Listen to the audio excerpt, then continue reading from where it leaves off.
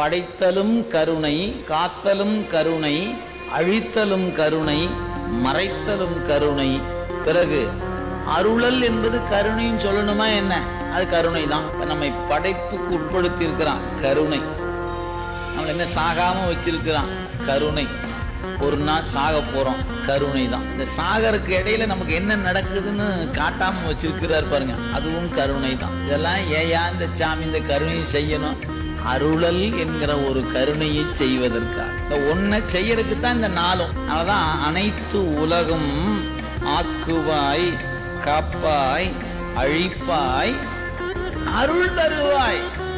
இந்த அருள் செய்யணும்னா படைத்தாகணும், காத்தாகணும், அழித்தாகணும், மறைச்சாகணும். இந்த நாளையும் செய்யலைன்னா என்ன செய்ய முடியாது? நமக்கு அருளல் என்ற ஒன்றை அவன் நமக்கு செய்ய இயலாது.